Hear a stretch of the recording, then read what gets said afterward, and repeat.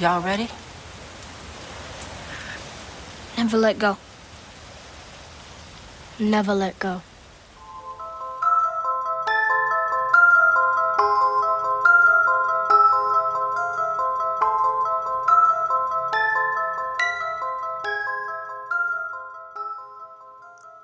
This is Scotty and Andrew, and you're listening to Fun with Horror.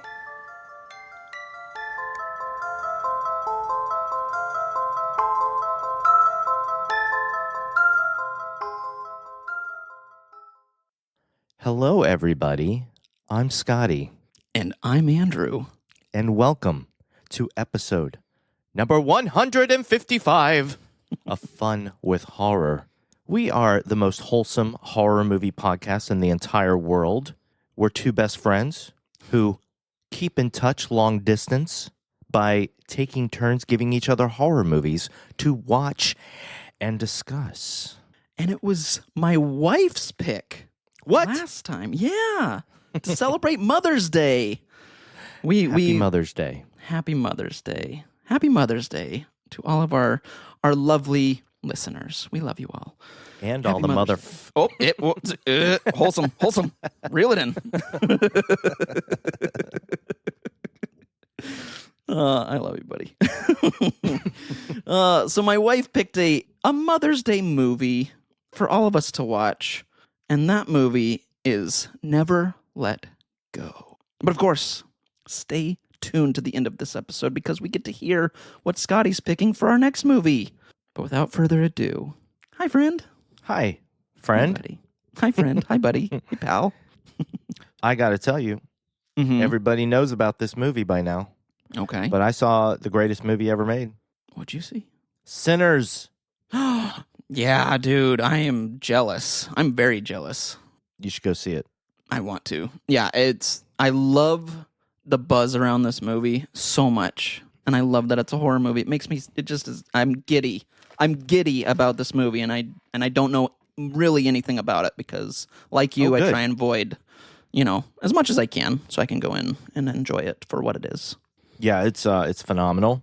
It's one of the few movies where, like, halfway through the movie, I was like, this is a 5-star movie, and I don't see it going downhill at all. Awesome. So, yeah, 5 stars. Everybody, if you haven't seen it, go see it. It's doing so well. Okay, Andrew? I'm here. It's doing so well that, Thunderbolts opened in IMAX. Right. Which took Sinners out of the IMAX theaters. But they said, hey, we're going to bring Sinners back to the IMAX theaters. Whoa. After Thunderbolts has been there for a couple weeks. Wow. And AMC's website crashed because so many people were trying to get tickets. No way. That's awesome. Yes way, my friend. Wow. Wow. That's really cool. But before they all crashed, guess who got a ticket to see it in 70 millimeter IMAX? Ooh. Was it you? It's me. Yeah, it was me. Yeah. Oh, okay. Yeah. It wasn't my neighbor. Oh, okay. Tanya. I thought Tanya. Good for Tanya. Good for Tanya.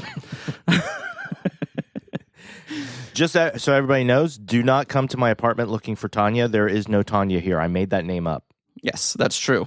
It was true. Improv, everybody. Improvisational acting. I've been there. I know she is not there. So that's true. Take our word for it. Yeah. How are you? How's everything been with you? Good. It's been really good. We had my nephews have been staying with us the last couple nights, which is fun. I'm so sorry. No, they're fine. No, they're awesome. They're older, so I mean they're 7th grade and sophomore. And so we watched. The sophomore had seen Black Phone. I think I watched it with them before, but my 7th grader hadn't, and so we watched it last night. And that is one of those movies that I can just. I'm like, I'll start it, and it's late. I might fall asleep, but I just don't because it's so good. I'm just like, I can't. It's too good. I love it. You've seen that movie so many times, though. I have seen it so many times. I've seen it twice still. I haven't watched Really? it since we podcasted about it. Oh, wow. Oh, well, you might want to. I think it's our top one, still in our top 5. I think so. You might want to watch it before the sequel. There's a sequel? Yeah. Oh, it's like, wait, what? Did I give you some news? Oh.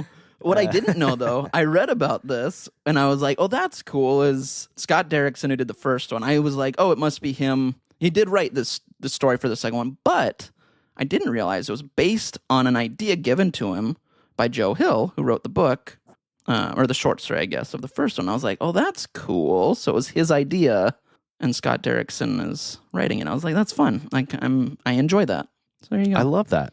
I love that. I love Joe Hill because he's obviously the son of my favorite author, Stephen King. True. Very true. True. Yes. Yes. You know what? I don't think I will never let go of Stephen King. Oh, no. Frogs ain't loud last night. Spring's coming. We'll be ready. It's a good day for a good day.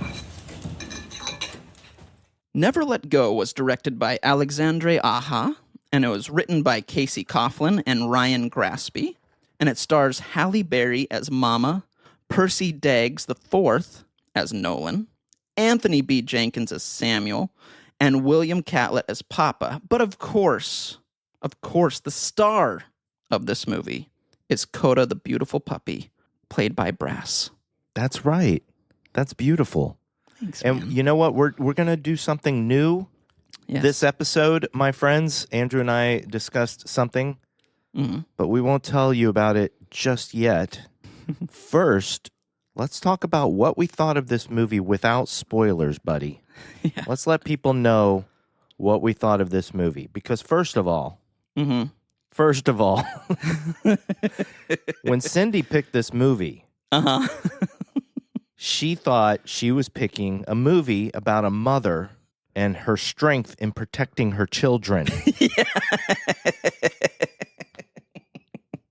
Yeah. That said, I'm going to let you go first here because since she picked it, it's kind of your movie. Right. Yes. What did you think of Never Let Go, buddy? Oh, man, that was such a perfect setup for that. That was beautiful, Scotty. This movie was, I would say it's okay. I would say for me, it felt kind of like a movie of the week. Hey, that was fun and entertaining, but it's not really a blockbuster in my mind of one, oh my gosh, that movie. It was fine. What about you, buddy? I think we're going to agree on this one. I thought it was okay. I thought there were some very good things. I thought it became kind of a mess near the end. I thought it was not about, well, it is kind of about a mother protecting her children, but we'll get into that. Yeah. But I mean, I think we both thought it was fine. Yeah, it was fine. Yep. Yep. So now here's what we're doing differently. Andrew and I have always said that there's really no need to talk about trigger warnings for every movie that we do because a horror movie in its essence always has triggers, Right. Right. But, there's something about when animals are involved and when sexual assault is involved. So we decided to do this thing where we're going to wait till after our spoiler warning. But the first thing we're going to mention after the spoiler warning is, and this is inspired by the website doesthedogdie.com. Right. We're going to let you know if the animal lives or dies in the movie. We're going to let you know if there's rape or sexual assault or anything really extreme like that in the movie. We're going to do that right after the spoiler warning. So that means if you don't want anything spoiled for you, you can pause the podcast or shut it off at the spoiler warning. Right. However, if you don't want the movie spoiled for you, but you would like to know if there's anything you need to watch out for, trigger warning wise, we're going to say those right after the spoiler warning, but before we spoil the rest of the movie. Perfect. Yep. Does that make sense to you, Andrew? It makes perfect sense to me. Yeah. I'd also like everybody to know that Andrew has a very, very full beard going on right now. And with his cute little cheeks and his full beard, it is just a pleasure to look at you for the next hour and a half or so. Oh, thanks, buddy. And I want everyone to know that Scotty, first of all, is always adorable. But I got nothing. You're just always cute. What an adorable human. Oh, so nothing specific about the way I look today. That's cool. Okay, No, whatever. I just mean in general. Like today it works for me because I have a beard, but you always look good. Boom. Thank you, buddy. You're welcome. No, you're such a cutie patootie. I love you. Cutie patootie. Here is your spoiler warning, everybody. We are about to spoil Never Let Go, starring Halle Berry and Brass the dog. So, if you don't want anything at all spoiled for you, you can pause the podcast right now and come back after you've seen the movie. However, if you don't care, you haven't seen the movie, here's your trigger warnings coming up right now. Andrew. Yes. This movie features a dog. Yes. Does the dog die? No. The dog does not die. The dog lives. There is a moment that is a little scary, but the dog does not die. The dog is threatened with death. Right. And I will say, at the end of the movie, the dog is running. Right. And we don't really see the outcome, so it's up to us to decide, does the dog make it to safety? Does it not? You know, as a movie viewer, I'm going to sit here and say, the dog eventually gets to where it's going. I agree. That's how I interpreted it. So there you go. And with that said, I think it's time, buddy. Oh, boy. It's time for me to pull out the old 20-sided die. The orange 20-sided die. And of course, the orange one. If you roll and I stop and it's an even, you will be giving everyone and me the 3-minute recap. But if it's odd, I will unfortunately give everyone a 3-minute recap. And you. Hey, it's unfortunate no matter who does this 3-minute recap. So, but that said, I am rolling this die, buddy. And I'm going to have you stop it right about now. The number is 7. You are doing it. It's me. Oh, boy. But it's okay. Let me tell you what happened, Andrew. Oh, no. Yeah. Halle Berry. What? Yeah? She didn't call me. Oh, all right. She didn't text me. She knocked on my door. What? She had a rope tied around her, and it was going out the gate. And she said that rope was still tied to her house. But she made it all the way to my place with that rope. I guess she did a little thing where she tied a bunch of ropes together. I don't know. And she said, look, the evil is out there. I can't let go of this rope. But if Andrew does not come in under 3 minutes, I'm going to untie this rope from myself. Whoa. And the evil will get me. So, no pressure, buddy. But man. If you don't come in under 3 minutes, you're practically just letting the evil get Halle Berry. I mean, in all honesty, it's like you almost kind of gave the 3-minute recap with that.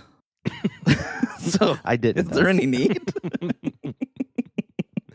So whenever you're ready, buddy. Whenever you're ready. Oh, boy. For Halle Berry, I'll do this. That's the only reason. I don't know. All right, here we go. I got you for 3 minutes. 3 minutes of playtime. So the movie has essentially 3 main characters. There's Mama, Nolan, and Samuel. And they live in this house in the middle of the forest. And we find out some rules pretty quick that there's some things that are happening. There's an evil outside of the house. And the only way to stop the evil from touching you and consuming you is to be either in the house or tied to the house with this giant rope. Halle Berry, Mama, I should say, sees things that are out there. She sees the evil. It usually takes the form of like her ex-husband or her mom or whatever. But she sees the evil out there, and her 2 sons do not see the evil. So what they do every day is they kind of tie up to the rope, and then they go out and scavenge for food or items or whatever they need to get, and then come back to the house. And there's rituals they do in the house as well. Like when they come back, they have to, touch the wall and recite this verse to kind of prove that they're not evil, that the evil didn't consume them or whatever happens.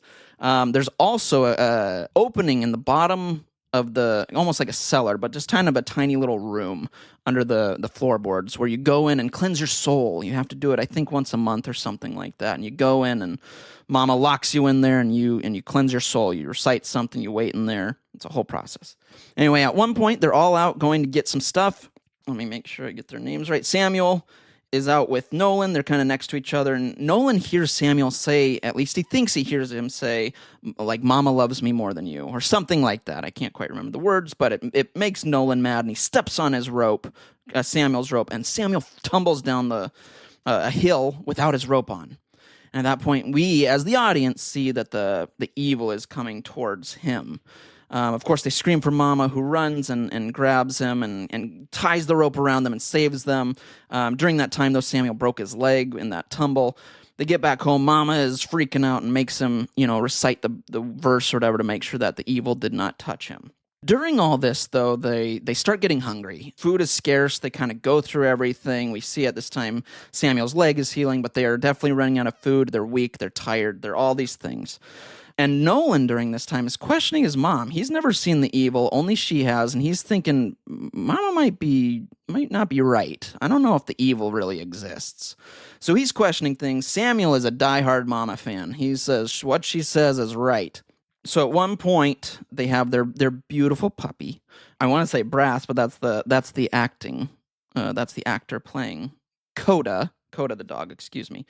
And so at one point, Mama says, we need to eat Coda. There's your trigger warning. This is the threat. She takes Coda out to their little greenhouse with a crossbow and is about to get rid of Coda. And she's tied up to a rope. And Nolan runs out there with a machete and yells at her not to do it. And he cuts her rope, to which Coda runs out and she's freaking out. He closes the door on her in the greenhouse.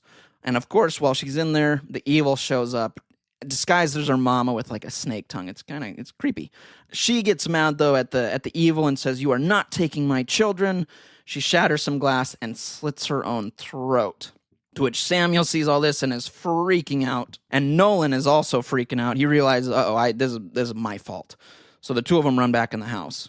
Samuel and Nolan have, obviously, they kind of fight or whatever. I'm totally drawing a blank on what happens with Samuel. I know he goes out there. And, oh, that's right.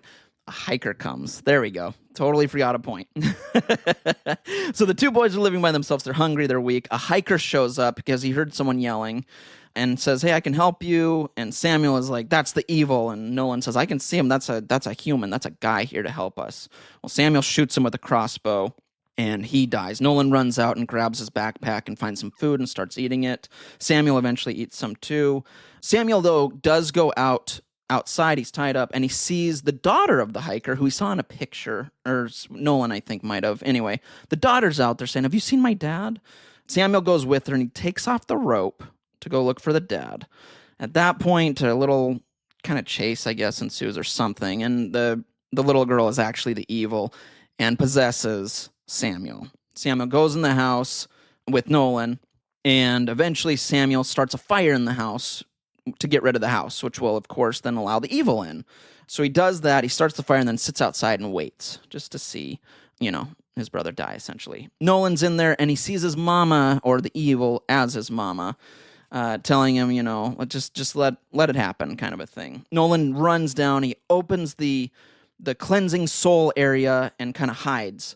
Mama goes next to it, and Nolan pushes her in it and holds her down, locks her in with him. Mama turns into this snake creature woman thing. And eventually, I guess her soul is cleansed, if you will, but she kind of evaporates or just turns to dust as the house burns down. Then we kind of cuts to a little while later. We see paramedics are there. They're taking Nolan out, giving him oxygen. They take them in a helicopter, the two boys, and Nolan's freaking out. Where's Samuel? Where's Samuel? And they say, he's right here. He's right here next to you. And we hear Samuel whisper what he kind of whispered, or what we thought he whispered in the forest, where he says, "She loves me more than you." And then we see the dog running in the forest, which, again, as mentioned earlier, we believe that the dog made it out okay and is living his best life. There you go. That's Never Let Go. Wait, let me check my stopwatch. Andrew, you came in just under 3 minutes. Woo-hoo-hoo. Amazing. Halle Berry is okay. She still has her rope on. She just left. Oh, good. She said thank you. Oh, I wish I had seen her with your camera on right there. I missed it. Darn. She was right behind this door behind me that you can see. Oh, I wondered. That was crazy. That's crazy. No, he doesn't want to see you. Go. No, I did. Go. Oh. All right. She's gone. Shoot. Right. Andrew, we have a lot to talk about with this weird ass movie. Yeah, man. Yeah, we do. So there's a twist in the movie. Not too hard to see. Your boy Scotty, Yeah. he figured it out really soon. Okay. Really early in the movie. I'm sure you did too, because you're a genius. Stop. I refuse to stop, but you always figure it out. But the moment that Mama could see the evil in the woods and the kids couldn't, Mhm. I was like, oh, Mama's kind of crazy. There is no evil, you Yeah. know, and they're not in there's no apocalypse. Right. They're in the real world, and civilization is just on the outside, and she's keeping them from it. At this point in the movie, my friend, Mhm. I did not care for how I felt. Oh, okay. This movie was depressing to me. That's fair. Yeah. And I will say that I can tell how much, especially for this podcast, I can tell how much I like a movie based on how I feel rewatching it to take notes, you know? Right. Mm-hmm. And I sat down yesterday to rewatch the movie and take notes, and I found myself fast forwarding through a good bit of it. There Fair. were certain nuances I wanted to catch, Mm-hmm. but otherwise I was like, I don't really care to watch this movie again, but I need to take some notes, so let me do that. Yep. In fact, I think there's chapters in this movie, and I only wrote down the name of the first 2 chapters. So, Yeah, I don't remember what the third one was, but yeah, I think there's three chapters. I think. okay, yeah, and I can't remember what the third one is. The first one is The Rope is Your Lifeline, Right. and the second one is How Will I Feed My Children? Right. Yeah. I can't So- remember the third one, but yeah, doesn't matter. Let's talk about it. Yeah. What did Cindy think of this movie? Same as us. She was like, I liked it. It was Okay. It was fine. And we even talked kind of. It was like a movie of the week. It was that one where you just kind of okay. It was. We were entertained for a little bit, but it's definitely not one where I'm gonna shout it to the world. It was fine. So same thought as us. Same thing. Mhm. I was getting mad at Okay. Mama the first time I saw the movie because she was abusing her children. Right. This was child abuse. Yes. But the second time I watched it, I did feel more sadness for her. Mm-hmm. She truly felt like she was protecting them from an evil. Right. I believe she has schizophrenia in the movie. Right. Now, I say that, but then we're going to get to some of the stuff that happens at the end of the movie, which, what the hell, dude? Yeah. This is one of those movies where I don't understand what they were trying to accomplish by the end of the movie. Yeah. That's a good way to say that. Yes, I agree. Because there was a twist, but were they saying that the evil was real? Or okay, let's just back up. So, we're led to believe eventually Mhm. that the evil is not real. It's in Mama's head. Right. She believes she's protecting her kids, but she's actually starving them and holding them back. Right. And we know that if she believes that the evil has gotten to one of her children, she will kill her children. For sure. I mean, she holds a knife to them, thinking at one point, or maybe even 2 points. I can't remember, but like, if it, Yeah. are you evil? Which is scary. I mean, she's ready to kill her child. Yeah, absolutely. Which is scary because she killed her parents and her husband, Yep. Exactly. which we kind of find out. Yes. Yep. But then both kids start to see things. Yeah. After this hiker comes that you talked about, Mm-hmm. and Samuel shoots him through the back with a crossbow, Right. which was one of the few parts, or maybe the only part in the movie where I yelled out loud, "No!" Right. Yes. Yeah. because I knew it was going to happen, Me too. but I didn't want it to. I wanted these kids to be saved. But then that night, Samuel goes out to the shed where his mom's body is, and not only does he see his mom for a second inside the shed, but then the hiker's daughter shows up at the house. Yes. Saying that I was in the truck, or she was in the truck, not me. She was. Right. I was just watching the movie. Oh, you weren't there? I wasn't in the truck, Andrew. I gotta remove half my notes because I was like, how did you get in this movie? All right. That's amazing. That would be so cool. Okay, so this is what I'm thinking. The daughter shows up, and I think she really was there. And she questions, like, what happened to my dad? What did you do? You have my dad's flashlight, blah, blah, blah. And then she runs off in the woods. Right. But then Samuel runs out in the woods, and eventually he gets caught up in his rope. Right. And he lets himself off the rope. That's right.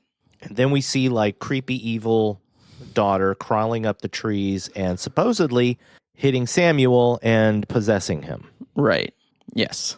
Okay. Mm-hmm. All right.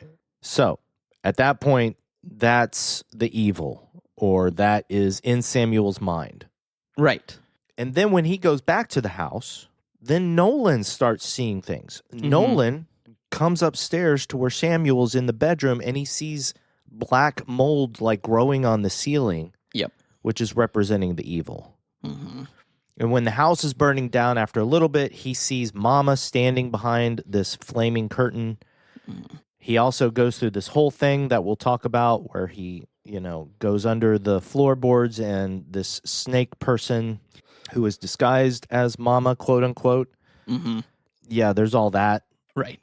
And then, of course, the big thing at the very end, because when Samuel was sitting on the lawn of this house watching it burn, he took a Polaroid picture. Right. Yes. And when they're in the helicopter, the camera goes back to the house, and we see the Polaroid sitting on the ground, and it's the Polaroid selfie of Samuel Right. with the snake person's hand on his shoulder. Right. So, Andrew, all of this, is the evil real then? I don't know. I don't know. Because also, like, they're going to civilization where it's made it sound like, hey, we're like what's left. Everyone else is either possessed or dead or whatever. And it's like, no, there's EMTs that are working on them. They're being lifted to a hospital in a town. We see a town, and it's like, so that's not real. I mean, obviously, like, it doesn't seem like the whole world's possessed. These people seemed okay. The hiker seemed okay. Like, nothing's going on.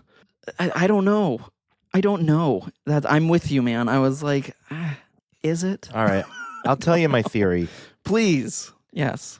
My theory is that the evil is not real, or the evil is schizophrenia. And I believe my theory is that at the end, when the kids are seeing things as well, it's a metaphor for showing that schizophrenia is hereditary and that it's passed down from person to person. Because I believe Mama talks about her mother being able to see the evil. Mm-hmm. So I believe her mother had it and she has it. And you want to say that she's passed it down to Samuel. Right. But Nolan is also seeing things.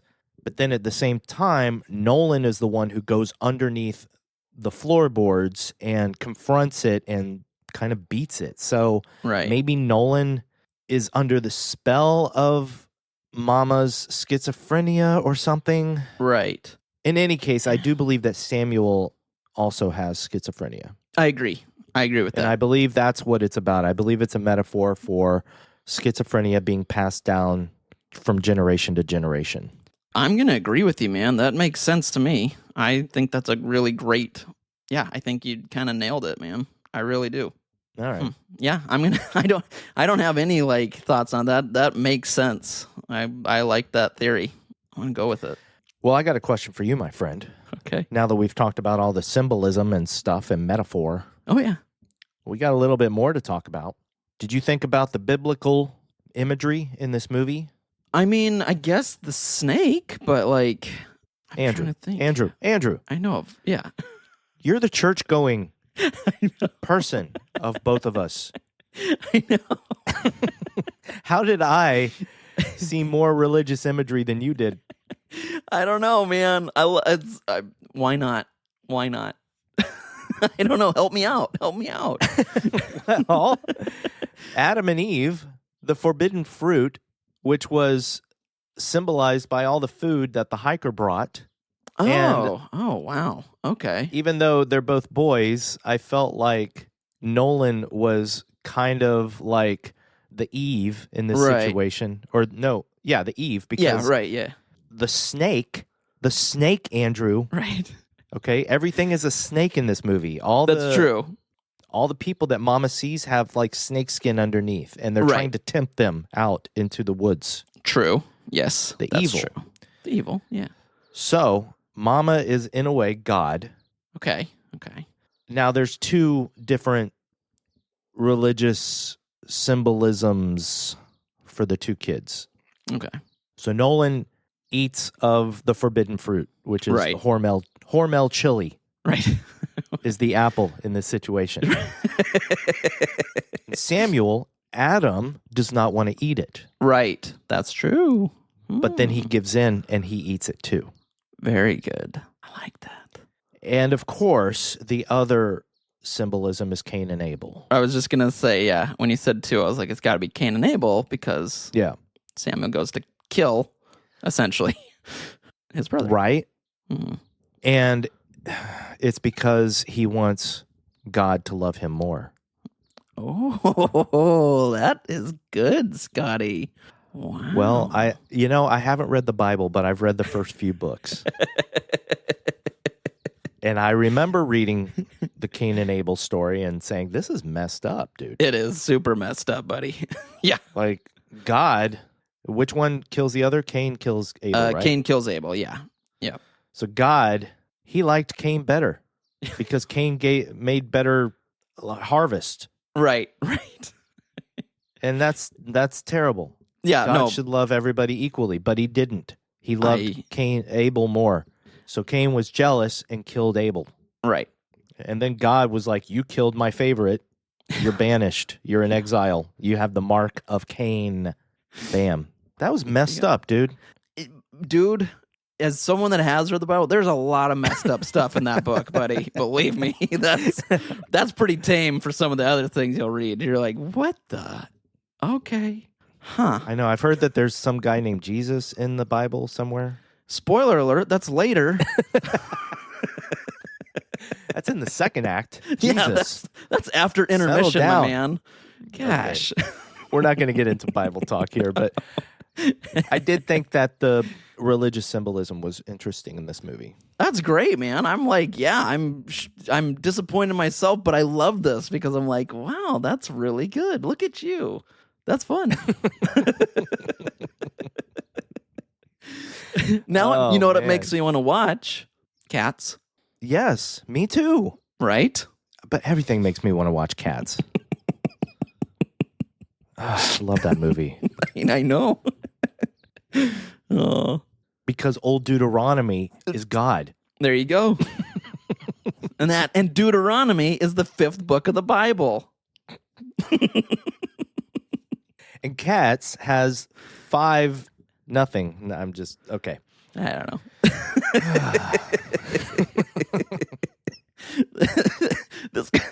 I'm like coughing. This conversation took a turn I was not expecting this morning. So this is fun. happy Sunday. Right. Happy Mother's Day, everybody. Yeah, happy Mother's Day, everybody. I did like the creature design. What did you think of that? I have that note. I was like, it looked cool. I actually really enjoyed the transformation with Nolan under the floorboards or whatever. I loved the back popping out of the skin. And then seeing what it looked like, I was like, that's cool. That's a cool creature.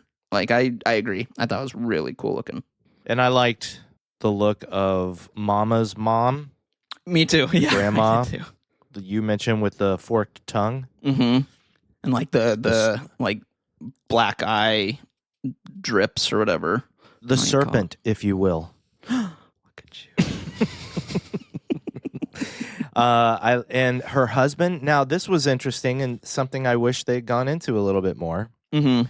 They didn't really tell us what Mama's past was. Mama had a past, Right, with her husband that she mentioned because she's got tattoos all over her, right. and she's got a big snake tattoo on her back. Yep. So, what is this past? And I mean, there's guesses you can take. Was she a prostitute? Mm-hmm. Was she a criminal? Did she rob banks or something with her hootin' tootin' gang? Her bank robbing gang? Pew pew. Pew pew. Did she kill the president? Who knows? Like, we don't know. Yeah, I'm not don't sure. know. I don't know what she did. I don't know what she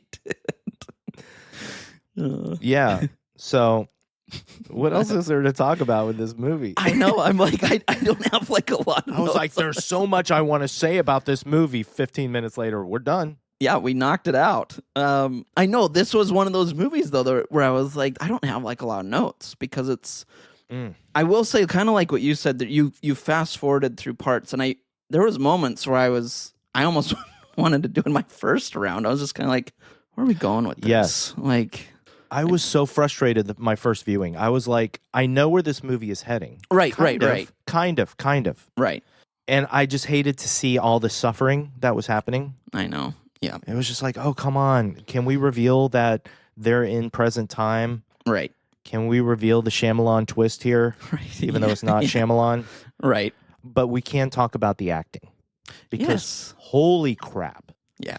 Halle Berry, always good, right? Always. Oh my gosh. But even on a second viewing, I was watching Percy Daggs IV and Anthony B. Jenkins as Nolan and Samuel. Mm-hmm. And I was astounded at how good they were. I totally agree. They picked the perfect little guys for this movie. Like, they were perfect. And they nailed it. And they were, like you said, we see them, suffering. And I'm watching these kids look and act like they are suffering. It made it very heartbreaking because they really seemed like they were hurting. They did a phenomenal job. And when she talks about wanting to kill Coda and the way Nolan reacted, so good and so heartbreaking. And real. It wasn't, you go, yeah, that's exactly how I would say it. That's exactly how anyone would say it. So, or do it. And yeah, totally agree. He yells at Mama. He says, but you don't kill family. Right. And it's like, oh, buddy. Oh. And then, but that's when I felt sad for her. And that's where I think Halle Berry did a really good job, because when she does take Coda out to the shed, she hugs the dog really tight. And she's heartbroken herself that she feels she has to do this. Right. Because she truly believes that there is evil in the woods. Right. And that if they let go of these ropes that are attached to the house, the evil will get inside them. Yep. I do love the parts where Mama's sitting on the porch at night and just different relatives are walking by. Yep, I did too. She's seeing these people all the time. Right, yeah. Yep. Which is nuts. Yep. Even kind of the first time we see them all walk in the woods, she's out there and she looks to her right and you see someone walking, just across from her, looking at her. She's always seeing someone, which, yeah. And I did like that first time we see someone too, when she kind of, right at the beginning, she walks out onto the porch down the stairs because she hears frogs, I think. And then we see, whoever it was. It's her dad. Was it her dad? Okay. Yeah. And he's behind her, reaching for her.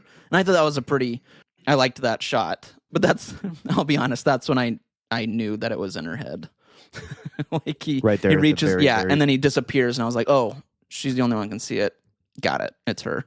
Wait, but we didn't know she was the only one that could see it. I felt like it. I was like, once it disappeared right away, I was like, I think it's only her. Whatever, Andrew. I figured out the twist before I even started the movie. Because I'm the best at Shyamalan twists. You want to know something crazy? I did that once with a movie. I won't say what. It's like a romantic comedy, but I don't want to ruin anything. But my mom was telling me just the beginning of the trailer she saw, and I said, of the trailer. And I was like, oh, this is what happens. And then I watched it, and I was like, oh, man. Whoops. You're a son of a bee. What'd you think about them having to eat tree bark to survive? Oh, man. Ugh. That was terrible. Yeah. I mean, I didn't like it. I will say, there was something like, not them eating it, but when they were shaving it, there was something therapeutic about that. I was like, wow, that's like really pretty, or how they're shaving it. Except for the fact that that was in Nolan's dream, because one thing we haven't mentioned, Nolan sleepwalked. That's right. And that's why he had the little bell around his ankle. Yep. And of course, he sleepwalks once when Mama's in the tub and you see a person standing behind her, and I was like, oh, that's kind of cool. But then it turns out that it's just Nolan sleepwalking. But then, and thank you for the bath scene, not because of Halle Berry, but thank you because I was wondering how these people stayed clean. True, yeah, that's a good point. I was like, these people are dirty. Yeah. They can't smell very good. Right. In this cabin in the woods. Yep. No resources, with nothing. I mean, yeah. And that's me being surface level judgmental of people living in the woods. Hey, but you know what? It was honest, and I appreciate the honesty. Yeah. And then the second time he sleepwalks is the part you're talking about, where they're shaving bark off the trees, but then all of a sudden Mama and Samuel disappear, and he hears the evil or something, and then he wakes up and he's standing in the middle of the front lawn or whatever. Without the rope. And that's when he realizes nothing was happening to him. All right. Yep. And then, of course, I mean, right after that is more abuse, where Mama grabs him, throws him in the thing, and he's like screaming in there for, God knows how long, and, wets his pants and everything. It's just like, geez, Louise. Yeah. Oh, happy Mother's Day.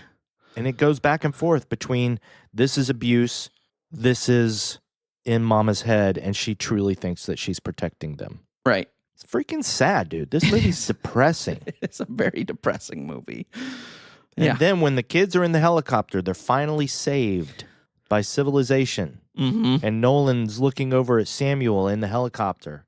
Mm-hmm. And he's like, hey, brother, we're here, or whatever he says. I don't know what he says. And then Samuel is looking, and Nolan can't hear him, but under his breath, she loves me more. Yep.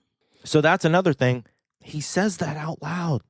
So did he actually say it out loud in the beginning of the movie? Right. Because the beginning of the movie, they try to lead you to believe that Nolan hears something that Samuel actually doesn't say. But maybe Samuel actually did say it. I think he did.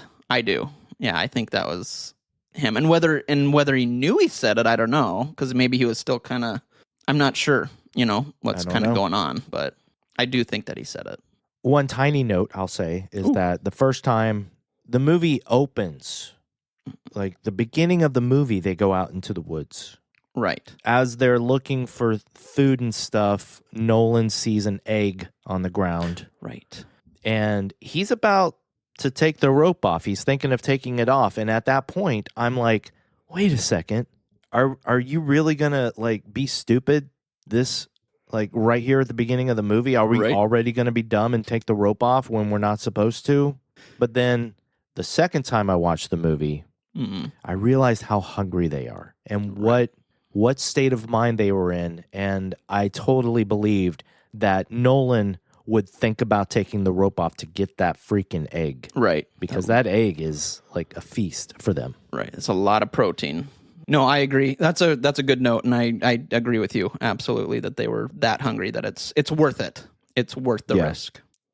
Other than the acting, and maybe even more so than the acting, the score to this movie, dude. Yeah, I caught this one. What did you think of the music? I caught this one. Yeah, right. Especially at the beginning, I think it was. They're playing kind of that.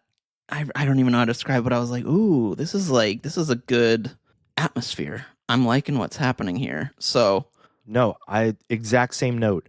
The moment after the very beginning of the movie, I think when Mama sees her dad behind the porch railing, the opening credits come up, And that music right away, I was like, oh my God, this is great music. Yep, I agree.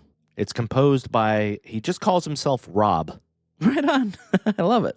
I didn't recognize him right away, but basically as the opening credits were playing, which also I'm going to say thank you, because I love when movies now have opening credits. I don't know if it reminds me of my youth when every movie had opening credits. Right. But I kind of really appreciate when they're able to put opening credits in a movie without just flashing the name of the movie or whatever. I agree. One, like I said, I mean, this one really set the mood as well with that music and just kind of seeing the atmosphere, and I liked it. I'm with you. I enjoy the credits at the beginning. It's fun. It's nice. But when they got to score composed by and it said Rob, I was like, no wonder. No wonder I like this so much, and no wonder this sounds somewhat familiar. This is the same guy. You haven't seen it yet. Oh, okay. But this is the same guy that did the music for Gretel and Hansel. Oh, cool. Okay. So, yeah. Very cool. So one day when you watch Gretel and Hansel, I hope that you will remember this. Yeah.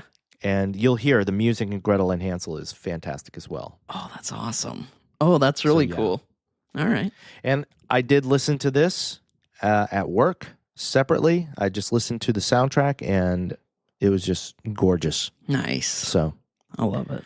And finally, I just want to give a quick shout out to Maxime Alexander or Alexandra, who did the cinematography for this movie. I think it's a beautifully shot movie. I would agree. Absolutely. There's some wonderful shots of the forest. I mean, there's lots of wonderful shots, but like some of the shots of that forest are really, really beautiful. And there's an overhead shot too of the forest kind of towards the beginning where I was like, ooh, yeah. That's beautiful. I agree. It was directed by Alexandre Aja, as you mentioned, who we know very well. You've seen some movies with him that he's, I think. Let's look him up real quick. Yeah. So let's see. You have not seen Crawl yet. No, it's been on my list forever. Yeah, I do want to watch that movie. Did you? Well, you saw the Piranha 3D remake, right? I feel like I did. I'm almost positive I did. Jerry O'Connell? Yeah, I did. Okay. I did. So, Aja directed that. Horns, did you see Horns? I did. Yeah, I did see Horns. Okay. By He did Joe that. Hill. Oh, full circle. Yes. High Tension, you have not seen. No, I have not. Nope. But then also The Hills Have Eyes remake. He directed that. I don't know if you ever saw that I one. think I did watch the remake. Yeah, that came out, 2006 or something? I mean, it's been a little bit. Yeah, which is interesting because it seems like he's kind of into extreme cinema in a way. Right. Well, I know High Tension. I've never seen it, but I know that one is.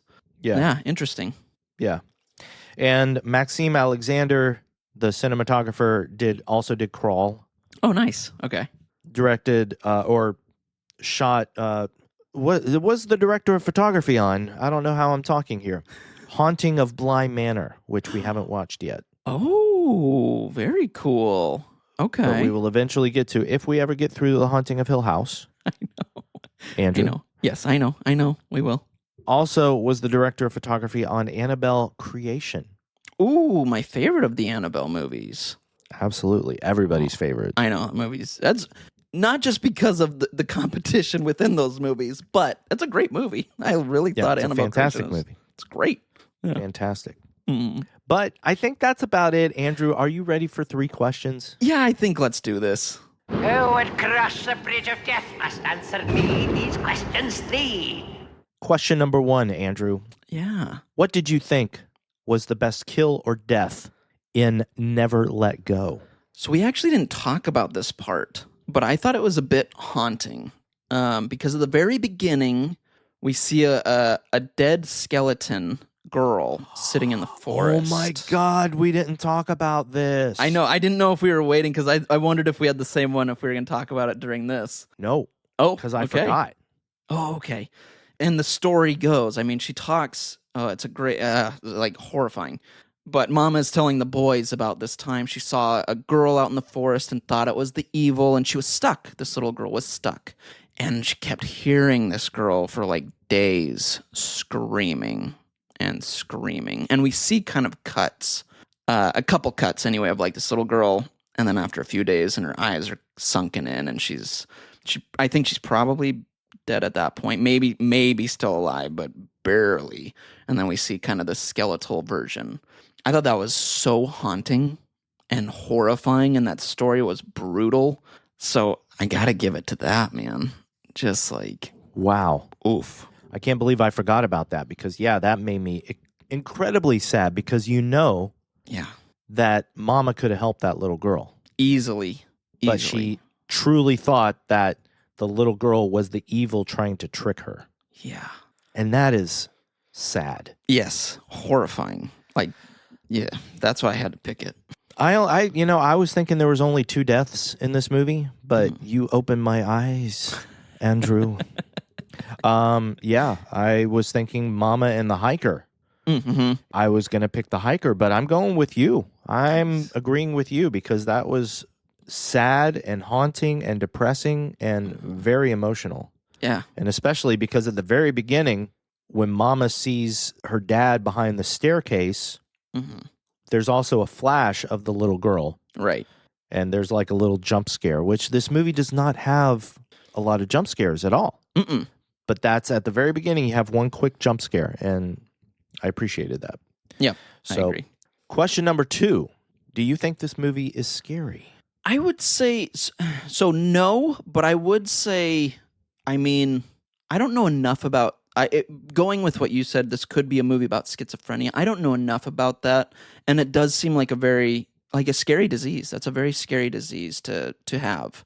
So I would say it's scary in that way, but I would say as a horror movie, as a fan just watching a movie, I didn't think it was scary.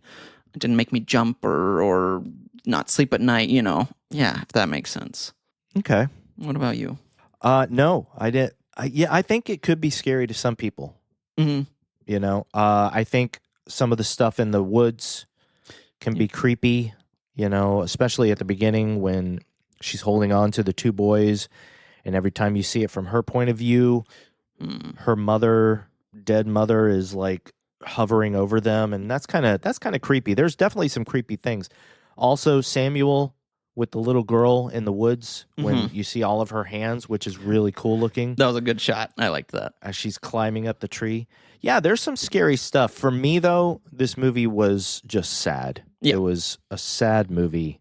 It was a melancholy, depressing movie because I kind of knew what it was really about. And it was just sad. Yeah. Again, just a good Mother's Day movie. A good one. Yeah. Happy Mother's Day. Thank you, Question Cindy. number 3, Andrew. Yeah. Did you have fun with horror? I'm going to say no. I mean, there was, like you said, it's not a fun movie. It's more a sad movie. We talked about it. Yeah, I'd say no. What about you? That's it. I agree with you. Yeah. You know that. Yep. So, I'm ready to let go of this movie, though. Never let go. The evil will catch us as soon as we take off the rope. We know the forest. If we look after each other, we might have a chance to outrun it. What about Mom? We'll come back for her once we find something to eat. Well, that we just discussed a beautiful and uplifting Mother's Day movie. So I'm curious where we're going next time. Are we going to do another uplifting movie? Are we doing something freaky, scary? I honestly don't know. I don't know what you're picking this one. I'm very excited. I love when I don't know. So what are we watching next time, buddy? Andrew, this is going to be a very interesting pick. Okay. I don't even know if we're going to get a lot of listens on this episode coming up, but basically we talked about a Spotify comment last week or last episode from Cody, our new friend Cody, who asked us to review The Thing. Right. Yes. So this inspired me to do something that I've been wanting to do for a while. I've been wanting to talk about The Thing on the podcast. Awesome. Okay. But we're not talking about that one yet. Oh. We're going to go all the way back, my friend. We're going to start in 1951. Oh. And this is going to be, I think, the oldest movie that we've reviewed. For sure it is. So this is The Thing from Another World. I'm pumped. We have not done an older movie. No, I've never seen this. I'm really excited. That is such a cool pick. I'm very, very excited to watch this again because let me tell you, back when I was a kid, when I was a teenager and I saw The Thing, I remember my mom telling me that the original, the 1951 movie, scared the hell out of her. And I watched it and I was so disappointed. I was like, that was not scary at all. What are you talking about? This movie's not scary. Oh. But I think I'm in a much better place all these years later to watch and appreciate this movie, which is also based on the novel Who Goes There. Oh, I didn't know that. Yeah, there's an old novel called Who Goes There. It's a science fiction horror classic that both of these movies were based on. So, Oh, that's awesome. so there you go. The Thing Wow, you from Another World.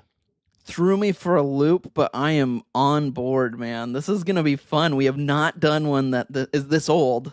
Yeah. Which I love, man. Oh, I love older movies. There's something so charming about movies around that time, even before that. I love, the Universal movies, the monster movies. Like Yeah. they're just charming. There's something about them that puts a smile on my face. So I'm genuinely excited about this, buddy. This is a cool pick. And as you can guess, this is going to eventually lead to, we don't usually know what's coming up in the future on Fun with Horror, but True. you can definitely bet that this is going to lead to us doing John Carpenter's classic movie. Yes. So there you go. 1951, Awesome. The Thing from Another World. Everybody, thank you so much, as always, for listening to Fun with Horror. Yes. Thank you. Thank you. Thank you. And as you all know, we love each and every one of you. I hope you know that, but there you go. We love you. We hope all you mothers out there had a really nice Mother's Day. Yes. Yes, we do. And we hope all you Wholesome. wholesome. Sorry, never mind. Yep. Never mind. I take it back.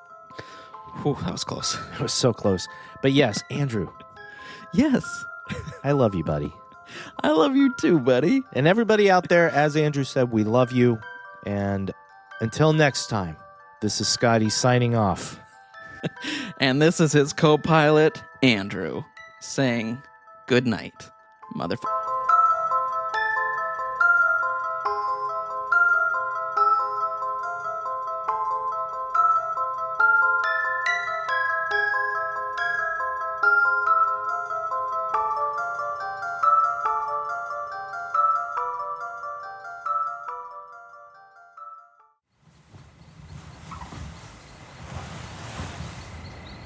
I can let go of the rope, but I can't let go of my brother.